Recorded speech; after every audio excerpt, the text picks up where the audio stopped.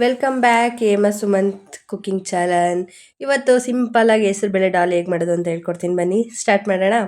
ಮೊದಲಿಗೆ ಸ್ವಲ್ಪ ಒಂದು ಕಾಲು ಕಪ್ಪಷ್ಟು ನಿಮ್ಗೆ ಅರ್ಧ ಕಪ್ಪಷ್ಟು ನೀವು ಹೆಸರುಬೇಳೆ ತೊಗೊಳ್ಳಿ. ಅದನ್ನ ನೀಟಾಗಿ ಒಂದು 2 ರಿಂದ 3 ಸಲ ವಾಶ್ ಮಾಡ್ಕೊಳ್ಳಿ.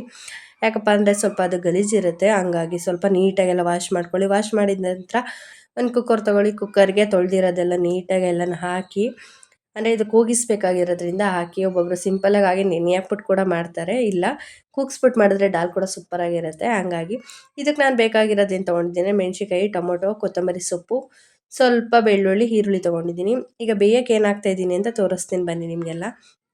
ಮೊದಲಿಗೆ ಸ್ವಲ್ಪ ಈರುಳ್ಳಿ ಹಾಕೋತಾ ಇದ್ದೀನಿ. ಅದು ಸಣ್ಣ ಸಣ್ಣದಾಗಿ ಕಟ್ ಮಾಡ್ಕೊಂಡಿದ್ದೀನಿ. ಯಾಕಪ್ಪ ಅಂದರೆ ಚೆನ್ನಾಗಿರುತ್ತೆ ಅಂತ. ದೊಡ್ಡ ದೊಡ್ಡದು ಹಾಕೋಬೋದು, ಅಂದರೆ ಚೆನ್ನಾಗಿರಲ್ಲ ಅಷ್ಟೊಂದು. ಹಂಗಾಗಿ ಇನ್ನು 3 ಹಸಿಮೆಣ್ಸಿಕಾಯಿ ತೊಗೊಂಡಿದ್ದೀನಿ. 1 ರಿಂದ 2 ಟೊಮೊಟೊ ತೊಗೊಂಡಿದ್ದೀನಿ ಸಣ್ಣದಾಗಿರೋದ್ರಿಂದ. ದೊಡ್ಡದಾದರೆ 1 ಟೊಮೊಟೊ ತೊಗೊಳ್ಳಿ. ಒಂದು 4 ರಿಂದ 5 ಬೆಳ್ಳುಳ್ಳಿ ತೊಗೊಂಡಿದ್ದೀನಿ. ಆಮೇಲೆ ಸ್ವಲ್ಪ ಕರಿಬೇವು ಕೂಡ ಹಾಕ್ತಾಯಿದ್ದೀನಿ. ಈಗ ಸ್ವಲ್ಪ ನೀರನ್ನ ಕೂಡ ಆ್ಯಡ್ ಮಾಡ್ತಾಯಿದ್ದೀನಿ. ಅಂದರೆ ನೀವು ತೊಗೊಂಡಿರೋದು ಎರಡರಷ್ಟು ತೊಗೊಳ್ಳಿ ಸಾಕು. ಒಂದು ಬೌಲ್ ತೊಗೊಂಡಿದ್ದೆ 2, 3 ಅಷ್ಟೇ ತೊಗೊಳ್ಳಿ ಸಾಕು. ಯಾಕಪ್ಪ ಅಂದರೆ ಜಾಸ್ತಿ ಆದರೆ ಚೆನ್ನಾಗಿರಲ್ಲ. ಉಪ್ಪು ಹಾಕಿ, ಯಾಕಪ್ಪ ಅಂದರೆ ಉಪ್ಪು ಬಂದುಬಿಡುತ್ತೆ, ಅದಕ್ಕೋಸ್ಕರನೇ. ಇನ್ನು ಸ್ವಲ್ಪ ಎಣ್ಣೆ ಕೂಡ ಹಾಕ್ತಾಯಿದ್ದೀನಿ. ಯಾಕಪ್ಪ ಅಂದರೆ ಎಣ್ಣೆ ಹಾಕೋದ್ರಿಂದ ಹೆಸರುಬೇಳೆ ಆಗಲಿ ಬೇಳೆ ಆಗಲಿ ಬೇಗ ಬೇಯುತ್ತೆ. ಹಾಗಾಗಿ ನೆಕ್ಸ್ಟು ಸ್ವಲ್ಪ ನಾನು ಅರಿಶಿನ ಕೂಡ ಆ್ಯಡ್ ಮಾಡ್ತಾಯಿದ್ದೀನಿ. ಈಗ ನೀಟಾಗಿ ಎಲ್ಲ ಮಿಕ್ಸ್ ಮಾಡ್ತಾಯಿದ್ದೀನಿ ನಾನು. ರುಚಿಗೆ ತಕ್ಕಷ್ಟು ಉಪ್ಪು ಎಷ್ಟು ಬೇಕೋ ಅಷ್ಟು ನಾನು ಫಸ್ಟ್ನೇ ಹಾಕೋತಾ ಇದ್ದೀನಿ, ಲಾಸ್ಟಲ್ಲಿ ಏನು ಹಾಕೋಕ್ಕೆ ಹೋಗಲ್ಲ. ಹಾಗಾಗಿ ನಾನೀಗ 2 ರಿಂದ 3 ವಿಸಲ್ ತೊಗೊಳ್ಳೋಣ. ಯಾಕಪ್ಪ ಅಂದರೆ ಅದು ಬೆಂದಿರುತ್ತೆ, ಅದಕ್ಕೋಸ್ಕರ. ನೀವು ನೋಡ್ಬೋದು ಯಾವ ರೀತಿ ಇದೆ ಅಂತ ಅಂದ್ಬಿಟ್ಟು.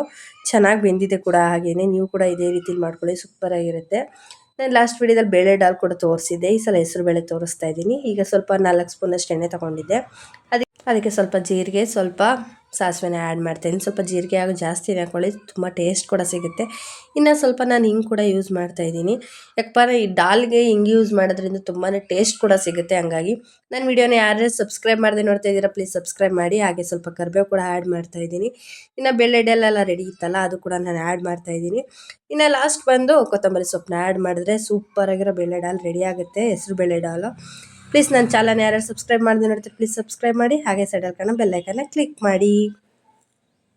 ಹಾಗೆ ಸ್ವಲ್ಪ ನಂದು ಸಪ್ಪೆ ಇತ್ತು ಅಂದ್ಬಿಟ್ಟು ಸ್ವಲ್ಪ ನಾನು ಉಪ್ಪು ಕೂಡ ಆ್ಯಡ್ ಮಾಡಿದೆ. ರುಚಿ ಮಧ್ಯದಲ್ಲಿ ನೋಡಿ, ಯಾಕಪ್ಪ ಅಂದರೆ ತುಂಬ ಸಪ್ಪೆ ಆದರೂ ಕೂಡ ಡಾಲ್ ಚೆನ್ನಾಗಿರಲ್ಲ. ಹಂಗಾಗಿ ನೋಡಿಬಿಟ್ಟು ನೀವು ಒಂದು ಸ್ವಲ್ಪ ಟೇಸ್ಟ್ ನೋಡ್ಬಿಟ್ಟು ಮಾಡಿ ಅಂತ ಹೇಳ್ತೀನಿ. ನನ್ನ ವಿಡಿಯೋ ನೋಡಿದವರಿಗೆಲ್ಲ ತುಂಬಾ ಥ್ಯಾಂಕ್ ಯು. ಹೀಗೆ ನನ್ನ ಚಾನಲ್ನ ನೋಡ್ತಾ ಇರಿ ಪ್ಲೀಸ್.